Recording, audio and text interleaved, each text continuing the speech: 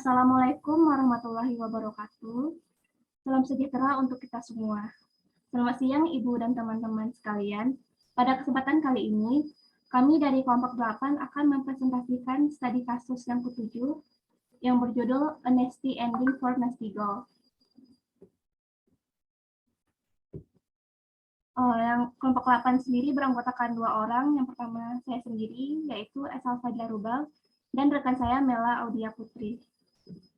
Selanjutnya kita masuk ke dalam summary case study yang akan dijelaskan oleh rekan saya Mela.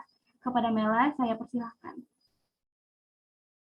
Baiklah, saya akan menjelaskan tentang case study dari akhir yang buruk untuk Nasty Girl. Yang pertama, awal mula terbentuknya Nasty Girl. Pada tahun 2006, Sophia Amoruso adalah seorang remaja yang berusia 22 tahun membaca sebuah buku yang berjudul Memulai Bisnis eBay untuk Fashion Design Dummies dengan dia meluncurkan sebuah eBay-nya yang bernamakan Nasty Girl Vintage yang dinamai menurut sebuah lagu di album 1975 oleh penyanyi jazz Becky Davis. eBay sendiri yaitu pusat jual beli dan lelang barang atau jasa online terbesar di dunia, yang transaksinya dilakukan secara online. Yang kedua, ketika Amoruso memulai bisnisnya, dia melakukan semuanya sendiri dari apartemen kecilnya di San Francisco, mulai dari mempersiapkan barang dagangannya, memotret, copywriting, dan pengiriman. Dia bangun pagi-pagi sekali untuk melakukan penjualan propertis pada pukul 6 pagi, melakukan tawar-menawar dengan toko barang bekas, dan menghabiskan berjam-jam memotret gambar yang ditata dan memotret dirinya sendiri menggunakan model yang dia rekrut sendiri dan memastikan bahwa kemasannya berkualitas tertinggi. Selanjutnya, tipe bisnis. Fashion Nasty Girl memiliki kualitas yang tidak biasa atau edgy dan segar, yaitu sedikit rock and roll, sedikit disco, modern, tetapi tidak pernah hyper trendy. Yang kedua, ketika dia bergaya vintage dengan tingkat seketika Nasty Girl yang high and low, edgy, dan glossy. Selanjutnya yaitu perjalanan bisnis. Yang pertama, awal mula bisnis. Ketika Amoruso pertama kali memulai, dia menggunakan MySpace, di mana dapat menarik pengikut kultus lebih dari 60.000 penggemar. Yang kedua, Amoruso menanggapi umpan balik pelanggannya, yaitu dengan sangat serius, dengan percaya bahwa pelanggan adalah pusat dari semua yang dilakukan oleh Nasty Girl. Yang ketiga, media sosialnya dibangun dari apa yang dibagikan. Saat Nasty Girl pertama kali bergabung dengan Snapchat, Amoruso menguji bisnisnya dengan beberapa snap, dan pengikut Nasty Girl merespon dengan sangat baik. Selanjutnya yaitu perkembangan bisnis. Pada bulan Juni 2008, Nasty Girl memindahkan bisnis vintage-nya dari eBay ke situs webnya sendiri, yaitu www.nastygirl.com. Selanjutnya, pada tahun 2012, Nasty Girl memulai menjual pakaian di bawah label mereknya sendiri dan menginvestasikan sebesar 18 juta dolar di pusat distribusi nasional seluas 527.000 kaki persegi di Snappsville, Kentucky untuk menangani pengiriman dan logistiknya sendiri. Selanjutnya, pada tahun 2014, Nasty Girl membuka toko bisnisnya sendiri. Dengan meningkatnya permintaan langsung ke konsumen dan persyaratan pengisian kembali inventaris yang lebih tinggi yang didorong oleh pembukaan toko baru, Nasty Girl mulai berinvestasi dalam sistem manajemen gudang baru. Investasi sistem manajemen gudangnya dirancang untuk meningkatkan produktivitas gudang dan mempersingkat waktu siklus pemesanan, sehingga rantai pasokan Nasty Girl dapat melayani penjualan yang menjamur dengan baik. Perusahaan memiliki sistem manajemen gudang high jump dengan tujuan meningkatkan visibilitas dan produktivitas keseluruhan, sambil mempertahankan rasio pengisian di atas 99%. Implementasi dari pertimbangan WMS atau Manajemen gudangnya yaitu untuk skalabilitas dan kemampuan menangani pengisian ulang retail selain dengan pesanan langsung ke konsumen. Tim implementasi Hackjam-nya menyesuaikan perangkat lunak WMS untuk mengoptimalkan proses bisnis yang bekerja paling baik untuk pengecer e-niaga dan mengirimkan sebagian besar barangnya langsung ke pelanggan, dengan sebagian kecil pergi ke toko retail. Selanjutnya, pada puncak karir, berbagai pencapaian seperti pengecer dengan pertumbuhan tercepat oleh INC Magazine telah dicapainya. Selanjutnya yaitu ekspansi bisnis. Pada tahun 2014, penjualannya mulai turun menjadi 85 juta dolar dan kemudian 77 juta dolar pada tahun 2015. Ekspansi cepat Nasdaq telah didorong oleh pengeluaran yang besar dari periklanan dan pemasaran. Selanjutnya yaitu masa-masa penurunan oleh Nasdaq. Disebabkan oleh yang pertama, perusahaan Nasdaq mengajukan kebangkrutan pada tahun 2018 tanggal 9 November antara 2015 dan 2016.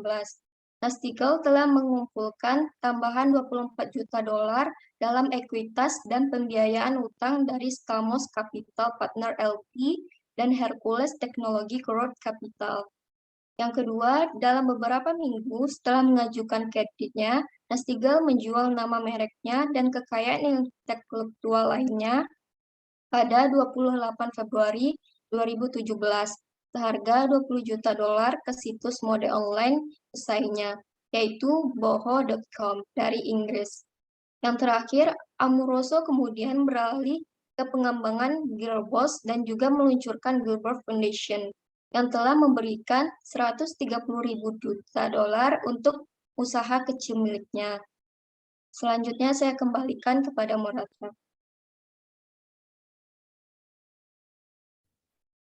Baiklah, terima kasih kepada Mela atas penjelasannya.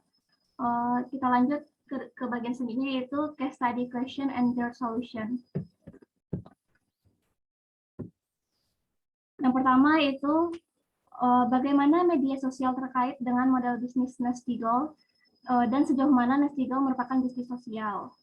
Menurut kami, ketika memulai bisnisnya, Amoruso meluncurkan toko eBay bernama Nasdaq Vintage, di mana dia melakukan semuanya sendiri dari apartemen kecilnya di San Francisco, mulai dari mempersiapkan barang dagangan, memotret, copywriting, dan pengiriman. eBay sendiri adalah pusat jual beli dan lelang barang atau jasa online terbesar di dunia yang transaksinya dilakukan secara online. Amoruso telah menjadi pengguna berat media sosial untuk mempromosikan bisnisnya. Seperti pertama kali ia memulai MySpace dan Snapchat. Nasdaq memberi para pengikutnya gambar, kata, konten yang menarik untuk dibagikan dan dibicarakan setiap hari. Selanjutnya, Amoruso menanggapi umpan balik pelanggan dengan sangat serius untuk membantunya memahami dengan tepat siapa yang membeli barangnya dan apa yang mereka inginkan. Barulah pada Juni 2008, Amoruso memindahkan Nasdaq Vintage dari eBay ke situs web tujuannya sendiri yaitu www.nasdaq.com. Nasdaq merupakan bisnis sosial dengan menggunakan media sosial dalam mempromosikan bisnisnya, di mana perusahaan memperoleh daya tarik di media sosial dengan estetika Nasdaq yang high and low, edgy, dan glossy. Selain itu, dengan peralihan Nasdaq Vintage dari eBay ke situs web tujuannya sendiri, mereka mulai menjual pakaian merek sendiri dengan pembukaan toko baru dengan berinvestasi dalam sistem manajemen gudang atau WMS, Hackjam. Dalam melayani rantai pasokan, Nasdaq menyesuaikan perangkat lunak WMS untuk mengoptimalkan proses bisnis bagi pengecer retail dan juga untuk pelayanan langsung pada pelanggannya yang mendukung proses berskala dengan tingkat pertumbuhan di masa depan. Kasus selanjutnya yaitu masalah manajemen, organisasi, dan teknologi apa yang menyebabkan kegagalan Nasdaq sebagai bisnis. Menurut kami, ekspansi cepat Nasdaq telah didorong oleh pengeluaran besar dalam periklanan dan pemasaran. Oleh karena itu, Nasdaq pun mengalami situasi leaky bucket setelah menghabiskan modal pendanaan dan mengurangi pemasaran, penjualan terus menurun. Nastigel tidak bisa mempertahankan pelanggan. Pelanggan tidak puas dengan kualitas produk dan pasar untuk merek Nastigel dengan cepat jenuh. Nastigel juga menghabiskan uang untuk hal-hal yang tidak memerlukan pengeluaran yang besar. Perusahaan ini melipat gandakan ukuran kantor pusatnya dengan pindah ke lokasi seluas 50.300 kaki persegi di pusat kota Los Angeles pada tahun 2013. Jauh lebih banyak daripada yang dibutuhkan oleh perusahaan, menurut para pakar industri. Bahkan dalam bisnis fashion yang sangat trendy pun, perusahaan harus tetap memantau produksi, distribusi, dan pengeluaran dengan cermat untuk operasi untuk memindahkan produk dalam skala yang cukup besar untuk menghasilkan keuntungan. Sebagian besar staf muda Nastigel pun terlalu fokus pada sisi kreatif bisnis. Nastigel dalam membangun tim manajemennya mempekerjakan talent junior dari gerai retail seperti Urban Outfitters. Tetapi latar belakang retail tradisional mereka berbenturan dengan mentalitas startup. Saat itu, saat Nastigel berkembang, keterangan Amoruso sendiri pun juga tumbuh, dan dia teralihkan oleh proyek lain, sehingga karyawan mengeluhkan gaya manajemen Amoruso dan kurangnya fokus. Selanjutnya yaitu, bisakah Nastigel menghindari kebangkrutan? Nastigel seharusnya bisa saja bertahan apabila menutup toko fisik yang memakan banyak biaya operasional. Karena keberadaan toko fisik sendiri pun tidak memberikan pengaruh besar terhadap bisnis Nastigel. Kegiatan bisnis bisa saja dilakukan dengan memanfaatkan teknologi seperti e-commerce, seperti yang sudah dilakukan oleh Nastigel pada sebelumnya. Dengan penutupan toko-toko tadi, banyak biaya yang dapat ditekan, seperti biaya sewa, inventaris, dan operasional lainnya, tidak perlu dikeluarkan oleh perusahaan.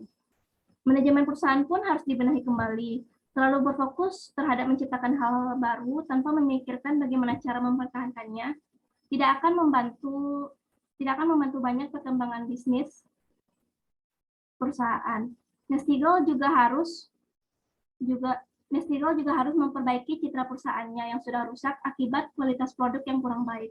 Apabila citra sudah bagus kembali, pelanggan akan bertahan dan pendapatan perusahaan dapat cepat kembali meningkat. Sekian penjelasan studi kasus ke-7 oleh kami. Terima kasih atas perhatiannya. Apabila ada kekurangan dan kesalahan, kami mohon maaf.